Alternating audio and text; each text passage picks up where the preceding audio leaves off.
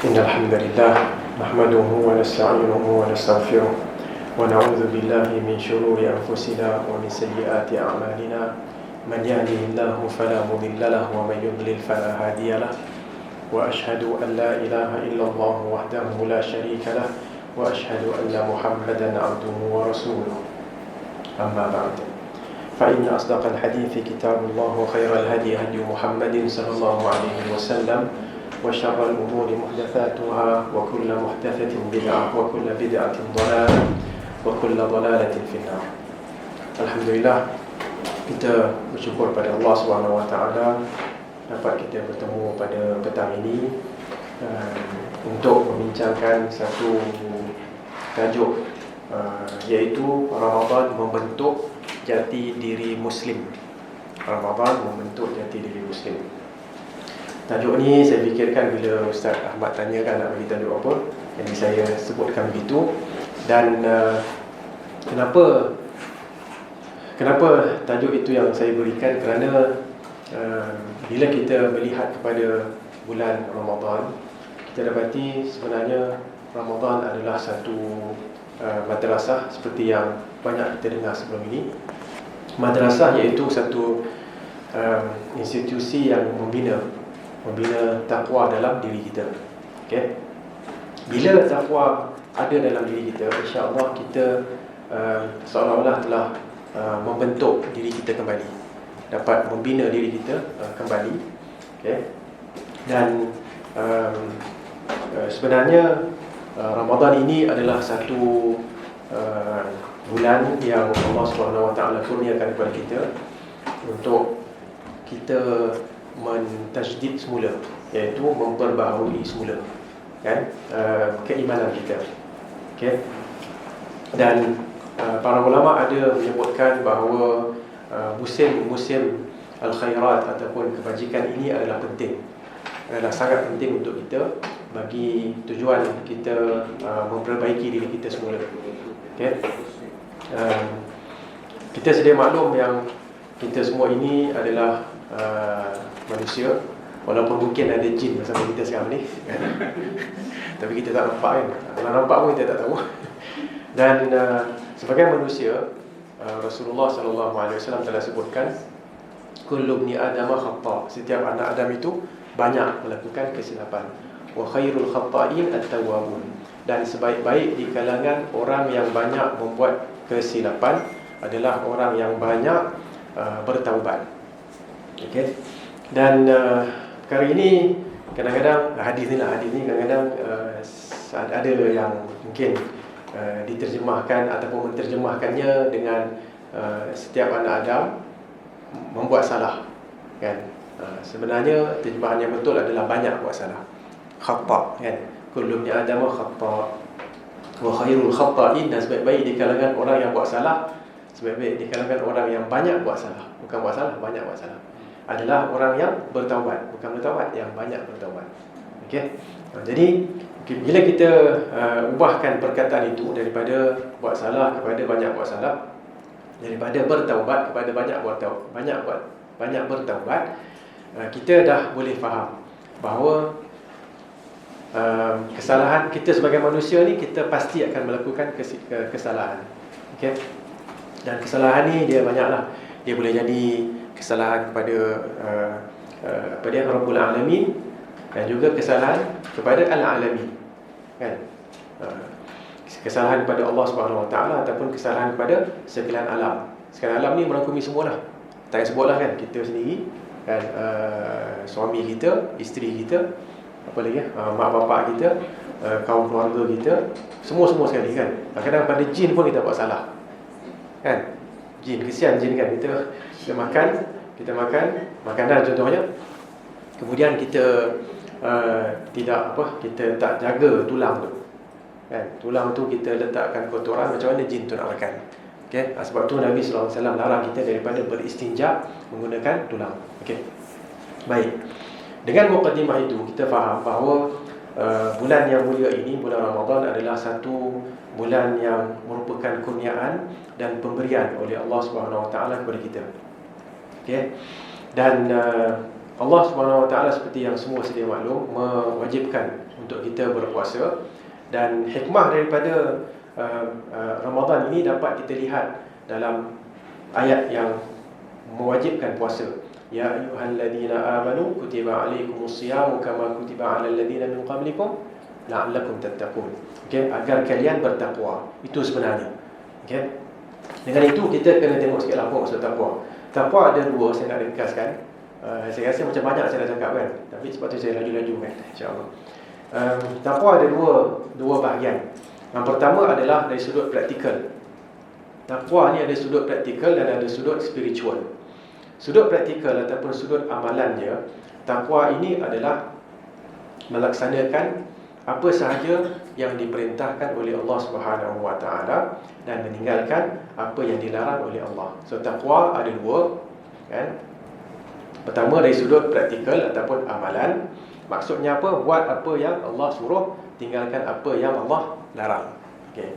Dari sudut kerohaniannya pula, spiritualnya, takwa ini adalah berwaspada dan menghayati. Okay, kewaspadaan dan penghayatan. Bila kita buat apa yang Allah perintahkan dan bila kita tinggalkan apa yang Allah larang, kita perlu menghayati perkara itu. Kita perlu menghayati bahawa saya tinggalkan kerana Allah tak bagi dan saya buat kerana Allah suruh. Okay? Dua benda ni kena ada. Kalau yang pertama tak ada, jelaslah kan, dia tak buat lah kan, dia akan jatuh kepada orang yang fasik secara zahir. Tapi kalau yang pertama tu ada, maksudnya dia buat kan, dia buat tapi dia tak percaya. Berat tu kan, namanya apa? Munafik kan. Dia buat, munafik solat kan, orang munafik solat tapi mereka tak percaya. Okay? Kalaupun dia buat dan dia percaya tapi dia malas, tu dia jatuh pada orang yang tak apalah, buat maksiat okey lagi lah kan, okey lagi daripada jatuh ke dalam kemunafikan. Okey, so apa pun yang penting kita nak mudahkan kat sini. Pertama, takwa itu adalah melaksanakan, dan meninggalkan, melaksanakan suruhan Allah, meninggalkan larangan Allah. Okey. Yang kedua, takwa itu adalah penghayatan kita. Saya gunakan perkataan tadi, waspada dan menghayati. Kita menghayati apa yang kita buat. Okey. Dengan itu kita nak tengok kepada beberapa hadis yang menunjukkan kepada penghayatan. Bahagian yang pertama tu sebenarnya tak ada masalah sangat. Kita maknanya perbuatan kan. Perbuatan ni okey, kita senang nak buat. Tapi sebenarnya yang lebih susah nak buat adalah penghayatan. Okey. Okey. Sebagai contoh kita dapati dalam bulan Ramadan ni, hadis yang biasa kita akan baca adalah man shama ramadhana imanan wa ihtisaba ghufira lahu ma taqaddama min dhanbi. Siapa yang berpuasa pada bulan Ramadan dalam keadaan dia beriman dan mengharapkan pahala. Beriman dan mengharapkan pahala. Apa yang jadi pada dia? Ghufira lahu ma taqaddama min dhanbi. Akan diampunkan segala dosa-dosanya. Okey. Baik. Kalau kita lihat hadis ini dan juga satu hadis lain yang lebih kurang sama maksud dia, iaitu man qama Ramadan. Okey, siapa yang bangun pada bulan Ramadan. Yang tadi itu man shama, siapa yang berpuasa pada bulan Ramadan, imanan iaitu dengan keimanan, wahtisaban dan mengharapkan pahala, akan diampunkan dosanya. Okey, hadis ni hadis riwayat Bukhari. Kemudian satu lagi, man qama ramadhana, sama juga, dia ubah shama dengan qama saja. Siapa yang bangun Ramadan. Maksud bangun Ramadan ni bangun solat malam. Okey, bangun di waktu malam. Okey. Sama juga dengan keimanan dan pengharapan, iaitu mengharapkan pahala, akan diampunkan dosanya yang terdahulu. Okey, hadis ini diriwayatkan juga oleh Imam Al-Bukhari dan juga Muslim. Okey. Di sini kita nak tekankan satu perkara, iaitu iman, percaya. Ihtisab iaitu yang tadi itulah. Iman ni dia percaya, dia buat, dia melakukan puasa, dia melakukan solat tarawih. Ihtisab ni dia mengharapkan pahala, pengharapan. Pengharapan ni biasanya bila kita mengharap, kita boleh tengok bahagian yang kedua tadi, iaitu spiritual, iaitu apa? Kita menghayati. Kan orang yang puasa, dia menghayati puasa, kan sama tak dengan orang yang puasa dan dia tak menghayati puasa? Apa beza dia? Boleh tanya soalan kan? Ya. Apa beza dia? Apa beza antara dua ni? Macam nak kenal Ustaz? Ha? Macam nak kenal? Macam mana nak kenal? Tak apa, kita tak kenal tak apa. Macam nak bezakan? Kan? Orang yang, apa soalan ni tadi? Orang yang puasa, lepas tu menghayati puasa. Dengan orang yang tak puasa dan dia orang puasa dan tak menghayati puasa. Nampak sangat saya puasa kan? Apa bezanya? Orang yang menghayati itu dia akan cuba sedaya upaya untuk berusaha untuk memperbaiki diri dan mengikut sunnah-sunnah dan mengikut perintah Allah untuk memperbaiki diri kalau dia menghayati. Okey, kalau yang tak menghayati pula? Pada Ramadan. Makan, tak minum, tidur je. Okey, boleh insya-Allah kan. Pergi bazar Ramadan sebenarnya menghayati juga, pasal dia tak suruh puasa kan. Okey. Beza antara kedua tu, kalau saya buat senang je. Bezanya adalah seperti beza kita dulu dengan sekarang. Kita masa budak-budak dulu, masa kita puasa, dengan kita sekarang masa kita puasa. So apa bezanya? Bezanya saya melihat anak-anak saya lah kan. Anak tuan-tuan, cucu-cucu semua kan, macam tu lah lebih kurang kan. Bila mereka bersahur, dia pentingkan apa? Kualiti ke kuantiti? Kuantiti kena banyak kan. Dia akan fikirkan berapa jam kan, daripada pukul apa dia? Pukul 6.30 kan. Katalah 6 suku kan. 6 suku sampai 7.30 kan, kata lebih kurang berapa jam? 12 jam. So dia akan kira kalau makan satu apa? Satu suap sejam. So kena berapa suap? 12 suap. Bayangkan. Kalau satu teguk tu adalah sejam, berapa? 12 teguk. Kan? Kerana dia tak menghayati lagi, dia belum lagi, dia masih lagi di peringkat takwa yang pertama, peringkat takwa yang melaksanakan. Dia belum lagi peringkat takwa yang menghayati. Beza dengan kita sekarang ni, kita bila kita dah menghayati insya-Allah kan, kita rasa makan sahur sikit pun dah okey kan. Betul tak? Bahkan kita rasa kalau makan banyak dengan makan sikit, lebih senang makan sikit. So, lebih sesuai untuk penghadaman kita, betul? Okey. Saya dulu pun saya pernah dulu lah kan, saya macam mana dengar ada orang yang puasa sahurnya dengan apa? Sahurnya dengan kurma. Masa tu saya tengah belajar tu kat Arab Saudi, tapi awal-awal lagi lah kan. Saya rasa macam mustahil. Kan pasal kita orang Melayu, kalau kita sahur macam mana kan? Nasi yang semua kan. Mustahil lah. Kan? Tapi tak apalah, biarlah nak buat macam mana orang cakap kan. Tapi satu masa tu bila dah sampai ke tahap mungkin dah lama sikit, dah makin berumur sikit kan, kita bila fikir-fikir balik, sahur tu ada berkat. Kan sekarang ni nak murai pada anak saya, apa sahur tu ada berkat, susah. Anak yang ialah yang kecil-kecil tu lah, yang umur 7, 8, 9, 10 tu, macam nak kata berkat.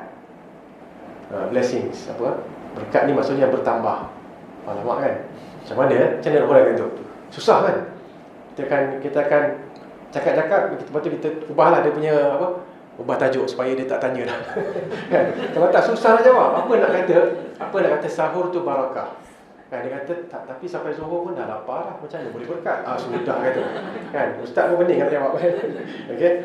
So apa pun kita akan dapat benda tu kemudian bahawa memang betul kalau ada orang yang makan Rasulullah dan para sahabat dan mungkin orang lain lah kan, yang makan kurma dengan air pun dia boleh bertahan. Bila kita fikir balik semula, bila kita fikir fa inna fis sahuri barakah, sesungguhnya dalam bersahur itu adanya keberkatan. Kan kita fikir dan kita cuba menghayati, sebenarnya kita akan dapati betul benda tu. Okey? Dan benda ni bukan untuk puasa sahaja. Dia untuk bangun malam juga. Kan? Bangun malam ni, bangun malam kan ialah letih nak bangun apa semua kan. Okey. Jadi macam mana? Sama juga macam saya ambil contoh anak saya kan. Anak saya kan, saya saja dia tanya dia kan, nak solat tak? Dia kata tak nak solat, tapi kena solat. Okey lah tu, dia takwa lah, takwa yang pertama. Kan? Dia tak nak solat sebenarnya, tapi dah bapa suruh, mama suruh semua. Kan? Lepas tu cakap pula Allah suruh kan masuk syurga neraka, kena buat lah. Dia adalah level yang pertama takwa. Bila nak sampai level yang kedua, doa je lah. Satu masa nanti dia dapatlah level yang kedua tu. Sama juga macam kita kan. Okay? Jadi kalau kita dapat melihat imanan, itu lebih kepada mempercayai. Okey, dah percaya dah, okey lah. Okay, tapi ihtisaban dia mengharapkan. Ihtisaban ni kalau makin kuat dalam diri kita, kan makin senang. Makin senang nak melaksanakan amalan. Dia kalau jadi susah tu maksudnya bahagian ihtisab tu dia dah kurang sikit. Dah makin kurang. Mengharapkan pahala tu makin kurang. Kalau kena musibah contohnya kan, kita sabar, memang kita tahu kena sabar. Kan? Memang kita tahu kena sabar, kita tahu kena sabar. Okey. Dan kita mungkin dah baca ayat tu, innama yuwaffas sabiruna ajrahum bighairi hisab. Apa dia?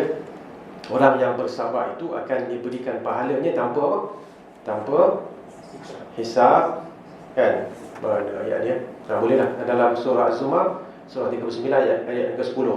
Kan? Innama yuwaffas sabiruna ajrahum bighairi hisab. Orang yang bersabar akan diberikan pahalanya tanpa dikira oleh Allah. Kan? Dia infinity, dia berterusan je pahala.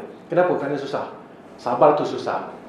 Kita ni pun masih lagi, bila ada masalah kita masih lagi akan kurang sabar. Betul tak? Bila ada musibah kurang sabar. Okey. Sabar ada 3 jenis. Satu, sabar buat baik, sabar tinggalkan maksiat, sabar bila musibah. Mana yang paling susah sekali? Mana yang paling susah sekali? Dia sebenarnya terpulang kepada individu masing-masing. Ada yang susah untuk musibah. Biasanya gitulah. Bila musibah jadi susah untuk dia nak menghadapi, nak bersabar. Ada yang susah bila nak meninggalkan maksiat. Ada yang susah bila nak buat ketaatan. Okay, tapi kebiasaannya yang susah adalah nak tinggalkan musibah. Sedangkan kita tahu, betul tak? Bila sabar dengan terhadap musibah ni besar pahalanya. Okey. So itulah yang kita nak tekankan buat masa ni, iaitu imanan wa ihtisaba, dengan keimanan dan juga pengharapan. Kita kena cubalah sedaya upaya untuk nak memperkuatkan pengharapan kita, ataupun apa kita sebut tadi, penghayatan kita. Soalan dia, macam mana nak kuatkan? Macam mana nak kuatkan? Macam mana kita nak kuatkan kita punya penghayatan, ataupun kewaspadaan, ataupun spiritual kita, ataupun last kali tadi apa kita sebut, pengharapan. Macam mana nak kuatkan? Cara nak kuatkan adalah dengan ilmu tentang apa? Ilmu tentang puasa. Okey. Ilmu tentang orang yang terdahulu yang melakukan perbuatan-perbuatan itu. Okey. Contoh saya bagilah kan. Saya bagi contoh ni tak semestinya saya buat tau. Kan saya beritahu. Kan. Tapi saya bagi contoh saja mungkin. Pasal Nabi pun sebut farubba muballighin aw 'amin sami'. Hadis yang kita sampaikan ini kan, mungkin orang yang disampaikan hadis itu kepadanya lebih memahami daripada menghafal daripada orang yang menyampaikan. Okey. Tak nak pula nanti sebut semua sebut ni ustaz dah buat. Tak semestinya. Saya nak bagi satu contoh. Jauh sikitlah contoh ni. Contoh siapa dia? Saharatu Fir'aun. Tukang sihir Fir'aun. Okey. Siapa boleh carikan ayat tu? Saya sedang mencari ayat lain sebenarnya, tak apa.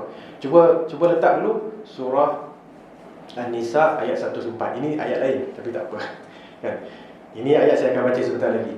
Okey. Kita nak bacakan kita nak carikan ayat yang berkenaan dengan tukang sihir Fir'aun. Sekejap ya. Okey.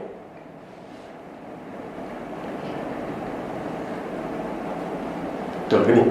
Ustaz, dapat tak ayat tu?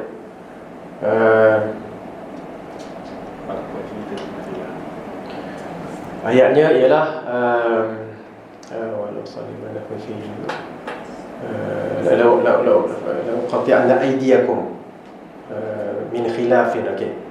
Katanya khilaf. Okey. Kenapa dia tak keluar tu? Cari Ustaz? Tak apalah, saya baca dulu maksud ayat tu. Maksudnya adalah bila apa dia tukang sihir Fir'aun kan, bila mereka balik mula, kita semua tahu kan, balik mula kan, siapa yang takut? Nabi Musa takut. Ular kan, dia nampak ular. Jadi Allah katakan jangan takut. Balik apa yang ada pada kamu. Tongkat, balik tongkat. Okay? Jadi ular yang betul dan makan semua. Bila berlaku yang tu, semuanya sujud. Tukang-tukang sihir berapa, Firaun semua sujud. Kerana mereka nampak tongkat mereka masih tongkat. Orang lain dia yang nampak tongkat mereka itu seperti ular. Kan, tapi mereka nampak tongkat Nabi Musa memang betul-betul jadi ular. Ini bukan sihir. Kan? Okey. Jumpa ayat dia.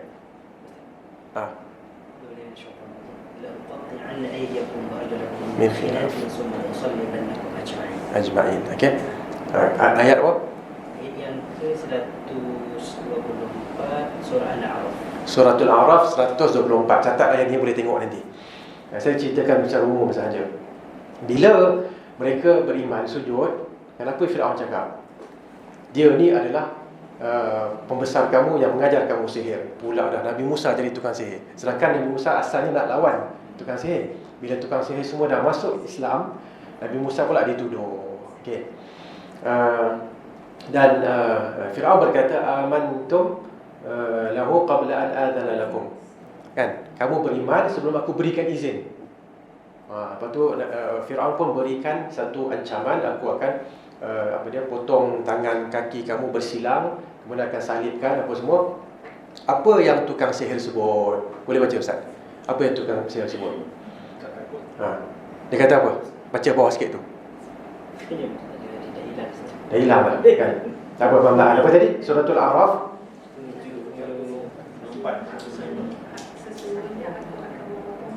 Okey. Ya, lagi. Aku akan memalang kamu semuanya. Mensalib. Lagi? Lepas tu. 124 itu je. Tak, memanglah 125. Tapi kalau yang ayat yang ni, ayat seterusnya qalu inna ila rabbina munqalibun. Okey, lagi. Wa ma tanqimu minna illa an amanna bi ayati rabbina lamma ja'atna rabbana afrigh 'alaina sabran wa Tawaffana tawaffana muslimin. وقال الملأ من قوم فرعون أتذر موسى وقومه وليفسدوا في الأرض ويذرك آلهتك قال سنقتل أبناءهم ونستحيي نساءهم وإنا فوقهم قاهرون. Okey. Kat sini ayat yang ke-116. Afrigh alaina sabran wa tawaffana muslimin. Okey. So tukang sihir Firaun ni mereka tak kisah pun. Kan, mereka tak kisah. Dan mereka tak kisah untuk diseksa oleh siapa? Diseksa oleh Firaun.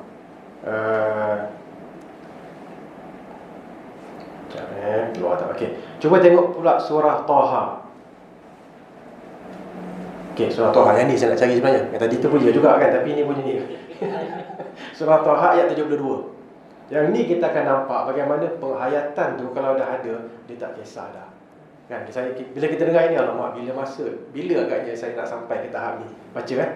Qalu ayat 72. Qalu lan nu'thiraka ala ma ja'ana minal bayyinati walladhi fatarana. Mereka menjawab, kami tidak sekali-kali akan mengutamakan kamu wahai Firaun daripada apa yang telah datang pada kami dari mukjizat-mukjizat yang terang nyata, dan tidak akan mengutamakanmu daripada Tuhan yang telah menjadikan kita semua. Mana bila nampak apa panggil ni, tongkat jadi apa? Jadi ular betul-betul. Itu adalah memang mukjizat kan. Jadi mereka dah terima yang tu. Dan mereka tak kisah lagi lah dengan apa? Mereka tak kisah lagi dengan ancaman potong tangan kaki pada ayat 31 surah Taha ni, dan juga ayat yang tadi tu surah Al-A'raf. Okay? Dan tak kisah pun nak disalib. Okay? Tengok apa mereka kata. Faqdi ma anta qad, innama taqdi hadhihi al-hayat ad-dunya. Baca ini kita tergamam kan. Apa maksud dia? Oleh itu hukumlah apa sahaja yang engkau hendak hukumkan. Nak potong tangan, potong. Potong kaki, potong. Nak salib, hidup-hidup, salib. Okey? Kerana yang engkau buat ni hanya di dunia sahaja. Inna amanna bi rabbina liyaghfir lana khatayana. Ayat seterusnya 73 kan surah Taha itu. Sesungguhnya kami telah beriman kepada Tuhan kami supaya Dia ampunkan kesalahan-kesalahan kami. Wa ma akrahtana alaihi minas sihr, dan dosa-dosa sihir yang kau paksakan kami melakukannya. Wallahu khairun wa abqa. Macam mana kita nak sampai tahap ni? Macam mana kita nak sampai ke tahap ni? Itu saya jawab tadi. Jawapan dia adalah dengan membaca kisah-kisah mereka. Ni baru satu kisah. Ada kisah lain, ada kisah lain, ada kisah lain. Nah, sahabat yang kena apa? Sahabat yang kena apa? Kena ikat kan dalam bila ditangkap tu seorang saya lupa lah. Bila ditangkap dia diikat dekat Mekah kan. Bayangkan dia waktu yang tak ada kurma, waktu yang tak ada anggur. Tak ada anggur kan, dia makan anggur. Tak ada anggur dekat Mekah ni, tak ada anggur. Dia boleh makan anggur. Nampak tak? Okey. So macam mana keyakinan dia, dan bila dah sampai tahap keyakinan tu Allah akan bantu kan. Macam mana kita nak sampai tahap tu? Caranya adalah dengan membaca dan membaca dan membaca. Bukanlah baca yang biasa ni. Kita baca kisah-kisah kan, para rasul, okey, dengan kaum mereka, kisah para sahabat, okey. Tak apalah, ini mungkin kita boleh baca pelan-pelan nanti. Tapi kisah ni, kisah siapa dia? Tukang-tukang sihir ni jelas menunjukkan beza antara amalan dengan penghayatan. Kan dua maksud takwa tu kan. Takwa amalan, takwa penghayatan. Lain kan? Kan? Kita memang boleh puasa. Tapi adakah kita merasakan puasa tu satu benda yang seronok? Susah, takkan seronok Ustaz, letih ni kan? Kalau tak kena masak tak apa. Kalau kena masak lagilah marah kan? Dah lah kena masak, lepas tu dia orang makan tak basuh pinggan, tak marah kan? Lagilah marah kan? Okay? Saya memang kalau puasa saya letih, jadi saya tak basuh pinggan. Anak-anak semua kena kan. Tapi nak ceritakan, benda itu semua adalah kalau ada dua benda ni, iaitu apa? Keimanan kita terhadap apa yang Allah perintah dan apa yang Allah larang, dan juga penghayatan kita kan, benda tu akan jadi lebih mudah lagi. Okey, baik. Antara perkara yang membina jati diri Muslim dalam bulan Ramadan, saya nak ambil beberapa perkara lah sahaja kat sini. Ialah mungkin saya terus pergi kepada satu perkara yang jelas kat sini, iaitu lis-shaimi farhatan. Orang yang puasa ni ada dua kegembiraan. Okey. Idza aftara fariha wa idza laqiya rabbahu fariha bi shaumihi. Orang yang berpuasa akan mendapat dua kegembiraan. Semasa dia berbuka, dia akan gembira, dan semasa dia berjumpa dengan Tuhannya, dia akan bergembira dengan puasanya. Hadis ini riwayat Al-Imam Al-Bukhari. Okey. Apa petunjuk yang boleh kita ambil daripada hadis ini untuk nak membina jati diri kita? Apa dia? Kita kena gembira. Dan kita kena gembira apabila waktunya adalah untuk gembira. Okey. Artinya kita kena gembira lawan dia. Sedih, duka cita. Duka cita. Duka sedih kan. Kita kena sedih apabila masanya adalah untuk sedih. Boleh? Faham Nampak macam senang kan? Okey. Kadang-kadang kita akan tengok lah kan, orang bila nak puasa kan, macam bazar Ramadan tu, orang beli kerana dia orang bergembira lah kan, nak buka puasa. Okey tak? Nak jawab okey pun takut soalan trik kan. Kan? Soalan ni tak trik, saya tak suka soalan trik kan. Pasal kalau orang trik saya pun saya tak faham kan. Jadi biasa saya tak payah trik orang. Okey. Memang bila puasa tu kita, ini semua menunjukkan agama Islam adalah agama yang fitrah. Agama yang cukup kena dengan fitrah manusia. Sebab tu Nabi sebut lis-shaimi farhatan. Nabi tak sebut lis-shaimi farhatun satu saja. Apa dia? Idza laqiya rabbahu. Apabila dia berjumpa dengan Tuhannya. Tak. Sebelum tu ada satu lagi. Lis-shaimi farhatan. Dua kegembiraan. Yafrahuhuma, yang dia benar-benar akan gembira dengannya. Pertama adalah apabila dia buka puasa. Letih, air tu sebenarnya walaupun kita tahan, apa dia panggil? Orang muda kata kontrol macam walaupun kita tahan, katakan ustaz, nak happy kan masa minum, masa buka puasa, dia sopan sikit lah kan. Tapi sebenarnya dia happy betul dapat buka puasa. Betul ustaz kan? Okey. Apatah lagi anak-anak ni, memang dia orang akan happy. Kan? Jadi itu benda biasa. Agama Islam ni memang agama yang sesuai dengan fitrah kita. So kita kena, bila kita faham benda tu, kita akan tengok satu persatu. Sebenarnya buat sendirilah nanti kan. Satu persatu amalan dalam agama Islam ni sebenarnya sesuai dengan fitrah manusia. Sebab tu Nabi SAW sebutkan apa? Kullu mauludin yuladu 'alal fitrah. Setiap anak yang dilahirkan sebenarnya dilahirkan di atas fitrah. Disebut gitu, fitrah. Lalu mak bapak dia yang menjadikan dia Yahudi, Nasrani, Majusi. Mana Islam? Mana Islam? Fitrah tu lah. Fitrah tu Islam. Okey. Jadi begitulah kat sini. Dan kegembiraan yang kedua, kalau cerita kat anak kita, kegembiraan kedua, dia tak ada nak faham. Tapi nasihat baik Rasulullah cerita yang pertama.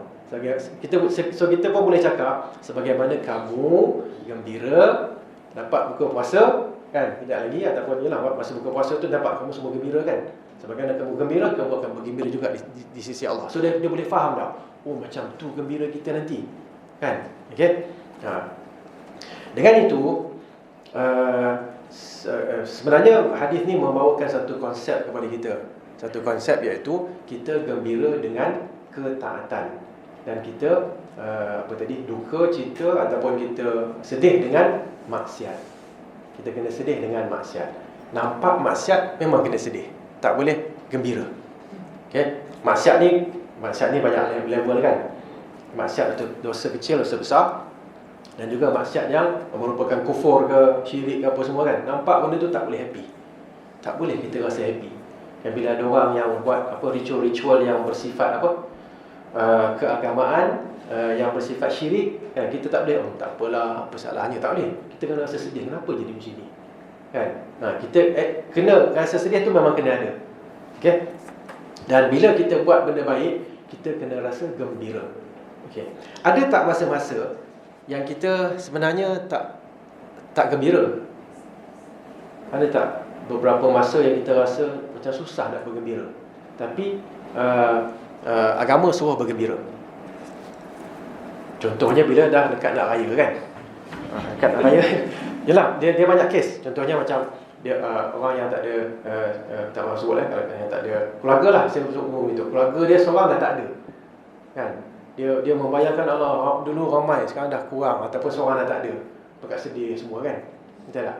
Okey. Sebenarnya kat situ dia kena sedih ke dia kena gembira? Dia sebenarnya rasa sedih tu datang, memang datang. Tapi dia kena lawan juga. Kenapa dia kena lawan? Kerana Allah suruh bergembira pada hari itu. Kita ambil contoh lain, kita luar. Siapa Ummu Salamah radhiyallahu anha, isteri Rasulullah sallallahu alaihi wasallam. Ummu Salamah bila dah selesai iddahnya, berapa? 4 bulan 10 hari. 4 bulan 10 hari. Bila dah selesai yang tu, apa dia minta? Dia minta peralatan makeup. Yang letak kat mata, celak, kohol kan, ataupun celak ni dia minta tu, minta ni kan, dia pun pakai. Berhias. Okey. Tapi dia kata apa? Demi Allah, aku tak berhajat kepada kau ni.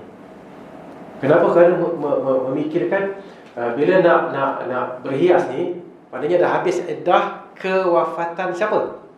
Rasulullah. Kita ni nak kita dengar cerita Rasulullah wafat pun kita sedih. Apatah lagi seorang isteri kan yang suami adalah Rasulullah, kan bila dah habis iddah tu dia sebenarnya dia macam dilema. Aku ni nak gembira ke aku nak sedih lagi?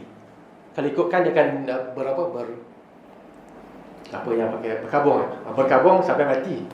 Pasal dia sedih dengan kewafatan Rasulullah kan suaminya. Tapi dia kata tak boleh. Aku sebenarnya tak berhajat kepada perkara ni. Tetapi kalau aku tak dengar Rasulullah sallallahu alaihi wasallam sebut kan bahawa iddah itu adalah 4 bulan 10 hari sahaja, aku takkan guna apa benda alat-alat celak-celak tadi semua tu. Aku takkan guna. Okey. Bila baca ni kita fikir balik macam mana kita kadang-kadang bila ada situasi tertentu, bila ada musibah yang ada, kita macam tak boleh let go lagi kan, tak boleh lepaskan lagi. Kita kena tengok. Sebab tu saya baca tadi, saya cakap tadi, baca kisah-kisah siapa? Kisah-kisah para rasul, ummahatul mukminin, isteri-isteri Rasulullah, dan juga para sahabat yang menceritakan tentang setiap satu daripada apa yang kita rasa macam susah nak buat tu.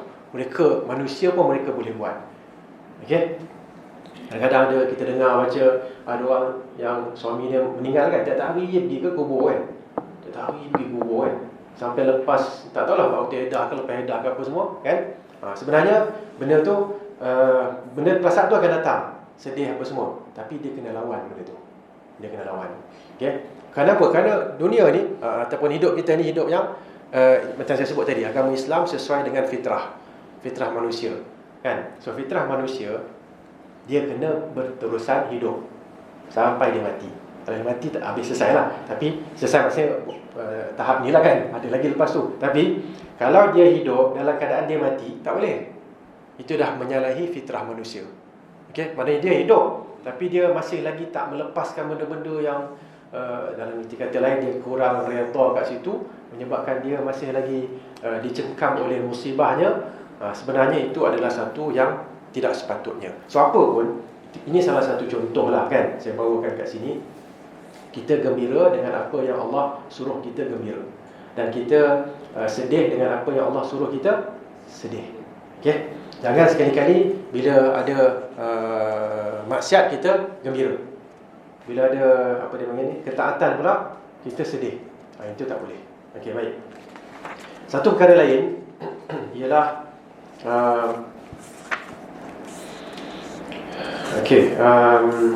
bolehlah kita ambil, iaitu yang berkenaan dengan dalam bulan Ramadan ini, yang membina jati diri kita adalah bacaan Al-Quran.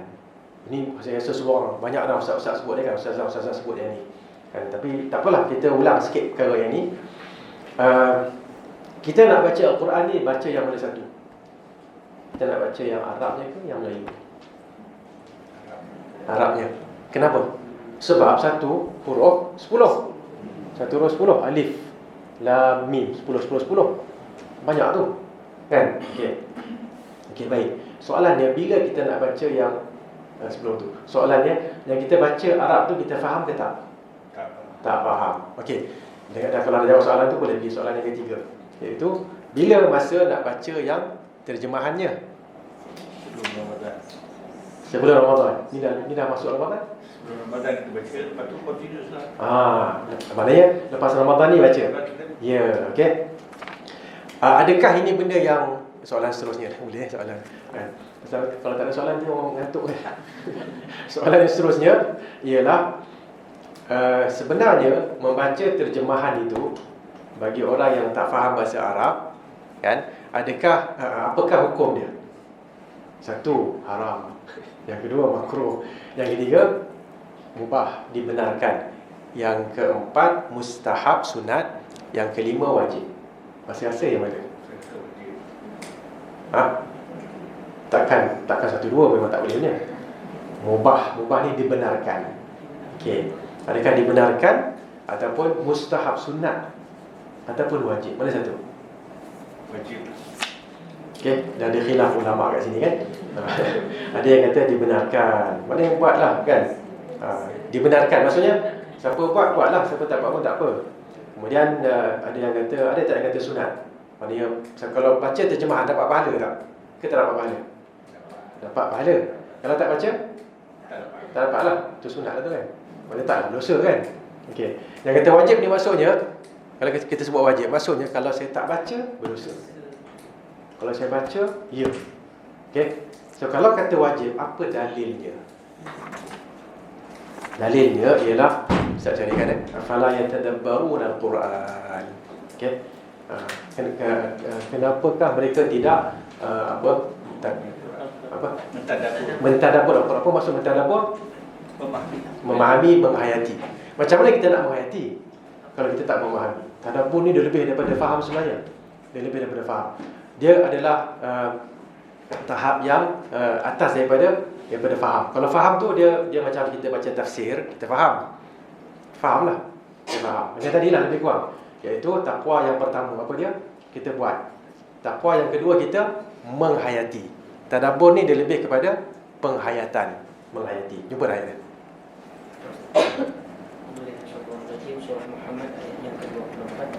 Surah Muhammad ayat yang ke-24.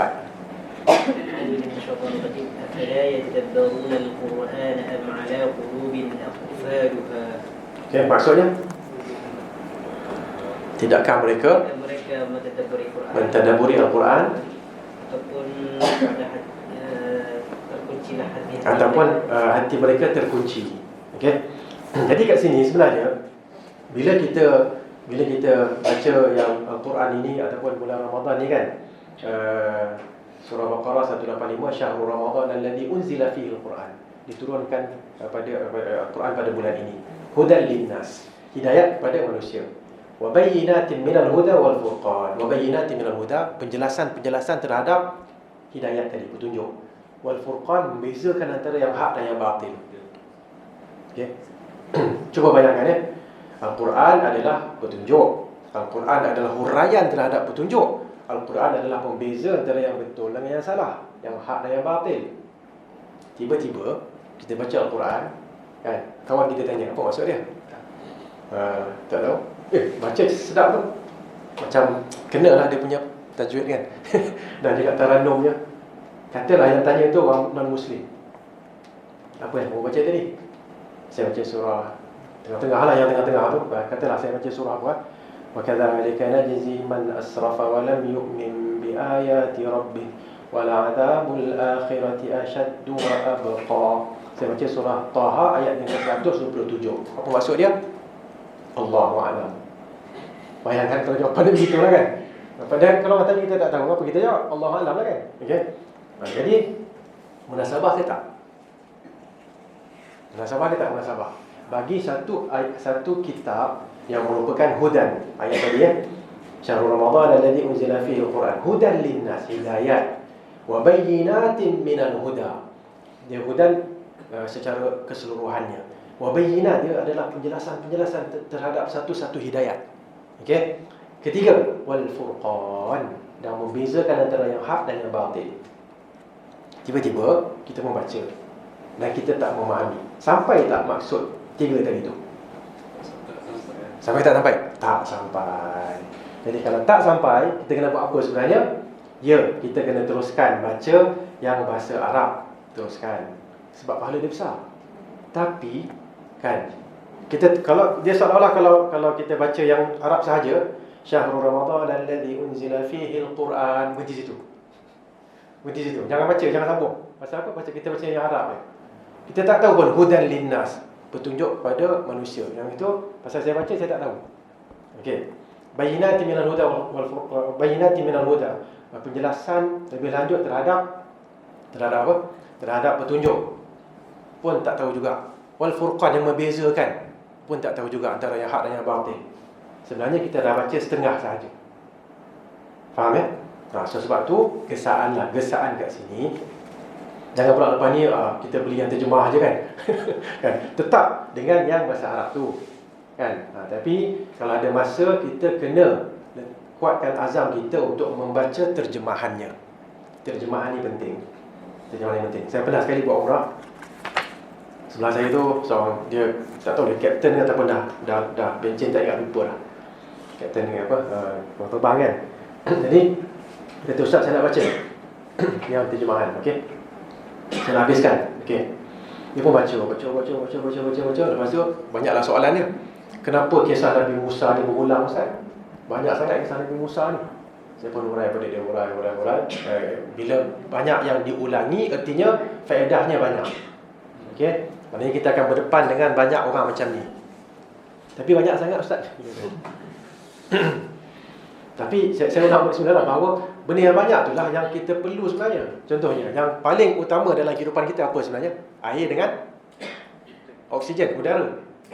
Betul tak? Kalau kita gantikan air itu dengan air jus, bukan? Semuanya jus. Masuk toilet tu mana? Minta maaf. Apa? Jus juga. Tak jadi. Betul tak? Dia tak boleh. Dia yang banyak itulah yang paling utama. So yang bila berlaku sesuatu diulang-ulang benda tu, artinya itu benda yang penting. Banyak orang buat salah. Okey? Okey. Jadi dalam keadaan ini saya cerita kat dia macam tak buat hati. Tapi dia baca juga. Rasanya dah juzuk ke berapa kan? Dia memang baca laju lah kot kan?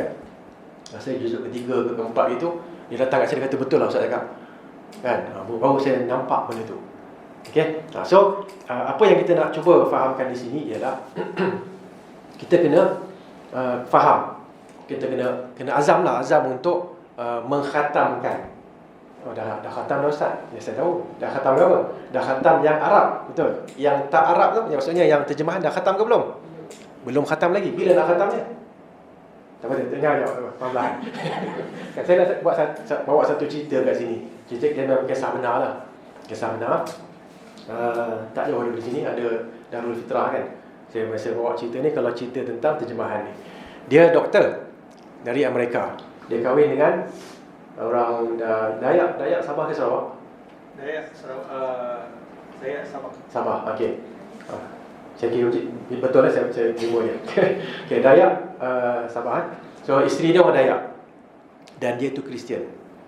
Okay, dia doktor perubatan sebenarnya, tapi dia Kristian dan dia macam missionary jugalah. Pergi ke sana, memang banyak sebenarnya orang missionary yang ke sana. So apa pun pergi sana, lepas tu dia dah kahwin kat sana apa semua. Satu hari dia pergi ke gereja.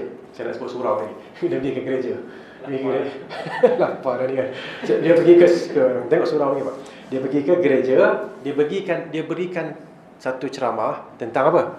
Tentang apa tu? Yang Christmas, tentang hari Christmas. Okay, so dia kata sebenarnya yang ni bukan daripada ajaran Kristian yang sebenar. Dia pun cerita kan. Dia kata depan dia semua senyap semua. Dan di depannya ada anak ketua padri. Ketua padri tak ada itu. Dan dia cerita senyap semua kan. Okey. Lepas tu lepas selesai tu anak ketua padri pun sebut pada dia. Ini mengikut apa yang cerita pada kami lah. So dia kata apa yang doktor sebut tadi tu betul ke apa semua. Dia dengar dia. Okey, tak apalah, maknanya bila dia tahulah bila kita cerita satu benda orang semua senyap macam tergamam kan. Intinya macam something new pada dia orang kan. Jadi dia pun tak kisah, dia pun balik. Bila balik, tak lama lepas tu ada orang yang dihantar oleh ketua padri membawa mesej. Mesejnya adalah doktor nak datang ke gereja kami tak ada masalah. Anytime boleh datang. Tapi ceramah tak boleh. Kena gam. Kan? Tak boleh. Bila saya sebut, bila dengar tu saya sebut dalam hati saya, oh ingatkan kita je kena gam kan. Dia orang pun kena gam juga, tak apalah. Jadi dia orang Amerika ni dia tak boleh. Kalau kita tak apalah, biarlah. Tak, dia pergi jumpa dengan ketua padri. Kenapa saya tak boleh nak berceramah lepas ni? Tak apalah doktor kan. If you want to come for a social purpose, okay, but no more sermon. I want to know kenapa tak boleh. Kan? Tak apa. Dia tak nak beritahu lah. Dia pun tak puas hati, dia balik kan. Balik, so dah kata aku cakap yang betul kan. Tapi kenapa pula kenapa pula tak dibenarkan lagi? So dia dah tension. Masa tu rasanya dia cerita isteri dia tak ada. Beberapa hari lah isteri tak ada, pergi jumpa mak dia ke apa, mak ketua dia lah. So dia kata kan, saya dah tension ni, saya tak boleh tidur kan. Kenapa? Dia agaknya orang mereka macam tu kan. Dia jenis yang tak boleh. Kalau kita tak apalah, biarlah kan. Orang Melayu kan. Orang Malaysia relax kan. Mereka dia tak macam tu. Okay. So dia kata dia dah tension tak boleh tidur ni. Dia kata dia tengoklah kat tepi tu ada rak buku. Rak buku tak besar, rak buku sikit, macam tu lah, macam apa, macam banting tu kan. So dia kata dia dah tak ada benda nak buat apa tak boleh. Tengok rak buku, dia kata I have read all of you except for you. Semua kau ni aku dah baca kecuali kau seorang aku tak baca lagi. Dia pun keluarkan apa dia? Terjemahan Al-Quran. Okey, dia pun baca. Dia baca dan dia baca. Dia kata within ... kan. I finished the whole Quran. Berapa lama? 1 week lagi. Tadi apa? 3 days lagi. Few hours. Jawapan dia 3 days. Saya tak panjang-panjang pasal tak ada kan. Tak boleh buat suspend. 3 days. Within 3 days I finished the whole Quran, dia kata. Okey, soalan saya, dia baca yang mana satu? Dia baca yang Arab ke baca yang Inggeris? Dia baca yang translation. Kan mana tak boleh baca pun yang Arab tu. Kan dia baca yang translation. Lepas tu dia kata dan saya melutut dan berkata, ya Allah, I am a Muslim. Terus. Jadi kami pun tanyalah, kenapa sampai tahap tu? Kenapa kamu kata, kenapa doktor kata maknanya ya Allah, doktor adalah ya Allah, saya adalah orang Islam. Kenapa? Dia kata kerana semua perkara yang saya macam persoalkanlah kan dalam agama saya dahulu, dan saya dapat jawapannya ada kat sini. Semua benda-benda yang macam dia sebenarnya dia kalau tak silap dia ada sebut yang Trinity tu pun dia tak berapa nak percaya sangat. Kan macam pada orang Amerika macam dia tu macam Trinity macam tak berapa dah betul. Kan? Okay? Jadi bila baca semula macam ni sebenarnya, terus dia beriman. Dia pun keluar. Dia jumpa dengan Pak Abu, kalau tak silap lah kan nama dia, Pak Abu, tukang apa yang ada gerai kopi. Kata, Pak Abu, I am a Muslim. Oh, Pak Abu tu memang happy betul. Kata, doktor, hari ni free makan. Okay? Tak apa dah, okay lah lepas tu. So dia kata, saya nak ulang balik sikit. Quran ni dia dapat kat mana? Yalah, saya tahu. Tapi sebelum tu kita flashback sikit. Dia dapat, dia kata satu apa yang bila ada yang jual-jual buku namanya apa? Bila ada expo kan? Pesta buku kan? Makin dekat dia makin hilang kan? Bila ada pesta buku, dia jalan, dia nak beli benda lain. Ada orang kata translation Quran very cheap. Dia pun berapa? Tak payahlah berapa dia sebutkan, RM50 ke RM20 ke apa, dia pun beli. Tapi dia kata, bila dia tengok, dia beli, dia tengok, alamak, Quran ingatkan apa tadi? Tengok, ish, orang Islam ni bukan betul. Islam tu bukan betul. Tak lah. Tak baca lah. Dia kata daripada dia beli tu sampai hari yang dia tension tu tak baca. Tak baca. Bila dah tension tu baru dia baca. Nampak tak? Dan bila dia kata within 3 days I finish the whole Quran. Saya terus teringat kepada ada satu hadis Nabi sallallahu alaihi wasallam kata apa? La yafqah man qara'a al-Qur'ana fi aqall min 3. Fi aqalla min 3. Tidak akan memahami orang yang membaca Al-Quran sekiranya dia baca kurang daripada 3 hari. Tengok, kawan tu tahu ke hadis ni? Tak ada, dia tak tahunya. Tapi dia baca laju, dia memang baca laju. Dia kata, saya baca, memang baca tak boleh tidur, memang nak baca. Letih, memang letih, tidur sekejap. Orang yang tension, dia boleh tidur lama ke? Tak boleh tidur lama, dia bangun. Bila bangun, lapar, makan sikit. Masuk toilet. Okay? Lepas tu, baca balik. 3 hari habis. Saya terus teringat dengan hadis tu. Okay? Dan pengajaran daripada situ sebenarnya adalah kalau kita tak faham teks Arab kan, Al-Quran ni, memang sebenarnya kita wajib. Yang maksudnya kita wajib untuk membaca terjemahannya. Barulah kita baca ayat tadi, ayat surah Baqarah 185 secara penuh. Syahrul Ramadan alladhi unzila fihi al-Quran. Turun Quran. Hudan linnas wa bayyinatin minal huda wal furqan. Mana nak dapat ni? Kalau tak faham, tak akan dapat.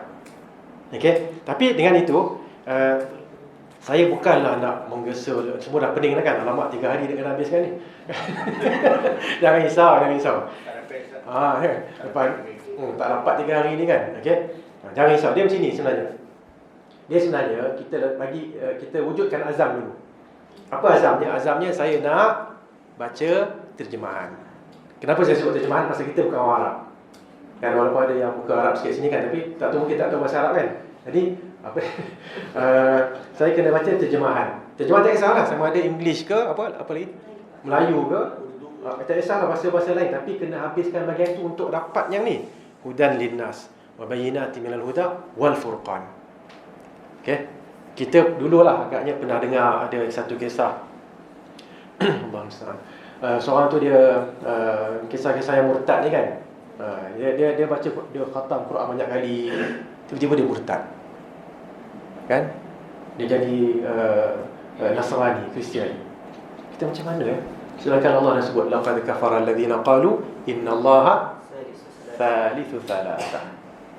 Telah kufur orang yang berkata Allah itu adalah satu daripada 3 Tuhan. Telah kufur. Kalau dia baca tu laqad kafara, dia tahu kan bila datangnya orang dia membalik Kristian pada dia, boleh tak dia tolak? Boleh. Kan? Saya dah baca dalam Quran, ada somewhere dalam Quran ni, sekarang ni lagi lah ada apps apa semua kan, boleh cari. Kan? Buat tunjuk ni sebenarnya yang kamu ajak saya ni kufur ni, pasal itu adalah apa? Adalah Trinity. Kan? Sebab tu ada pula ayat lain. Kan anta qulta lin-nasi ittakhidhuni wa ummi ilahaini min dunillah. Adakah engkau wahai Isa telah mengajak orang ramai untuk mengambil untuk apa? Untuk menjadikan kamu dan emak kamu sebagai 2 Tuhan selain Allah. Dan Nabi Isa kata, tak, aku tak pernah cakap yang tu. Aku tak pernah sebut pun yang tu. Cuba kalau kita dah baca yang tu dan kita faham. Ada orang kata Trinity. Dia minta maaf ya, sini dah ada.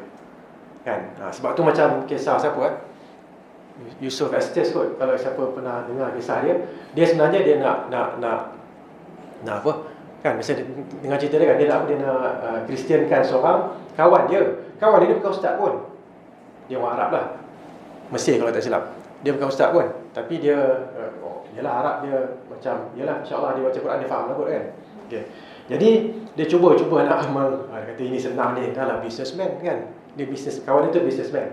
Maknanya bukan ustaz lah. Senanglah nak apa tukarkan agama dia. Tiba-tiba dia yang nampak tak? Dia yang masuk Islam. Kenapa? Kerana hujah yang dia berikan tu jelas. Sini Allah sebut, sini Allah sebut, sini kan. Dia tak boleh nak kata apa. Okey. Jadi mungkin satu seruan kat sini untuk kita mulakan bacaan Al-Quran yang bahasa Arab itu di samping terjemahannya. Okey. Dan saya biasa sebut benda tu, saya biasa sebut iaitu apa? Siapa yang buat begitu sikit demi sedikit dia dah jalan ke depan kan, dia akan dapat merasakan kelainan. Dia akan dapat merasakan kelainan pada diri dia. Dia bahawa dia bukan lagi orang yang ini apa bulan? Hari ni 15 bulan apa? 3. 15 malam 3, 20, 24 kan? Pukul 7 malam lah katalah. Okay, katakanlah kalau dia berterusan seminggu, 2 minggu, 3 minggu, sebulan. Bila sampai sebulan je, dia dapat merasakan dah. Mungkin sebelum tu lagi. Dia dapat merasakan yang dia bukan lagi sama macam dia pada pukul 7, 15 bulan Mac 2024. 15 April nanti, kalau dia buatlah, kalau dah mula ni, kita akan dapat merasakan kelainan dia. Okey. Satu tips lah mungkin kat sini. Macam mana kita nak mulakan? Dalam masa 2 minit dah. Macam mana kita nak mulakan? Kalau boleh, ada 2 cara sebenarnya.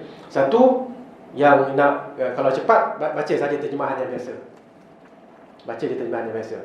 Itu cepat sikit lah kan? Tapi yang satu cepat, yang kedua apa? Yang kedua ialah yang Faham. Dia faham, itu faham juga, tapi faham laju sikit. Yang satu lagi ni, dia nak kata slow, tak slow juga. Tapi bila buat tu, satu masa nanti bila imam baca, kita dah boleh ikut dah. Nak yang mana satu? Kalau cepat, ambil Quran yang biasa, yang terjemahan baca. Kalau nak yang kedua tu, maknanya okey, buat ni dia slow sikit lah. Tapi dengan jaminan dengan jaminan. Tak lama lagi, katalah sebulan, 2 bulan, 3 bulan, bila imam baca, kita dah mula dapat kita tak merewang. Kita tak melayang jauh. Pasal kita faham imam tu baca apa. Okey, kalau nak yang ni, caranya adalah dengan membaca word to word. Cari Quran yang nama dia apa dia? Word harfiah. Bukan harfiah bahasa Melayu ataupun yang bahasa Inggerisnya word to word. Dia akan baca contohnya alhamdulillah, segala puji. Lepas tu kalau kita dengar alhamdulillah, okey, segala puji. Lepas tu bila sebut je alhamdulillah, kita dah faham dah. Alhamdulillah segala puji. Betul lillah. Lillah kalau ulang pun kita faham dah kan. Okey, Rabbi kalau ulang banyak kali pun kita tak payah tengok dah, kita tahu Rabbi. Bila Rabbi, Rabba maksudnya Tuhan yang mencipta. Al-alamin. Bayangkan, okey, satu ayat dah selesai. Ar-Rahmanir Rahim, Maliki Yaum. Yaum apa? Hari. Ad-Din, pembalasan. Okey, settle yang tu. Iyyaka, kepada engkau na'budu, kami sembah. Kalau dapat yang tu, bayangkan benda tu kalau dah dapat pada muka surat yang pertama. Okey, pada muka surat yang pertama kalau kita dapat, muka surat yang kedua sebenarnya dah berulang dah, ada yang berulang. Maknanya kita akan skip. Bayangkan muka surat yang ketiga, makin banyak. Saya rasa lah kalau kita buat yang itu, kita pun akan rasa happy. Happy satu, kenapa? Kerana kita punya vocab tu dah bertambah. Kan? Okay. Yang kedua, tarawih kan? Tarawih, kalau imam baca, dia menangis. Kita pun menangis juga lah. Lepas nangis tu, katalah anak kita tanya, Umi, tadi nangis kenapa? Pasal imam nangis. Kenapa? Dia nangis, jadi tersentuh hati Umi. Tapi kenapa sebenarnya? Mana Umi tahu? Kan? Nampak tak? Bayangkan, itu jawapan kita. Dengan katalah Ramadan satu lagi, katalah insya-Allah kalau kita hidup sampai ke Ramadan depan, jawapan kita kerana dia sebut tentang sekian. Okey, yang katalah dia sebut tentang tadilah ayat siapa? Saharatul Firaun, tukang sihir Firaun, yang mana mereka berapa tu kan. Kata imam baca tu, imam menangis. Bayangkan. Kita pun menangis, satu kerana dia menangis, betul. Yang kedua kerana kita memahami. Dia sebenarnya dah lain sedikit lah. Okay? Saya kata itu sahaja untuk petang ni, kan? Sekadar beberapa perkara yang difikirkan boleh menjadi menjadi dalil untuk kita memperbaiki diri kita sebagai seorang Muslim dan mukmin, agar Ramadan dapat membina jati diri kita. Wallahu a'lam. Saya situ saja. Soalan tak ada kan? Tazkirah biasa tak ada soalan. Di kelas yang ada soalan. Okey. Okey. Jadi kita tangguh dulu dengan tasbih al-kafarah. Subhanakallahumma wa bihamdika asyhadu an la ilaha illa anta astaghfiruka wa atubu ilaik. Wallahu ta'ala a'lam.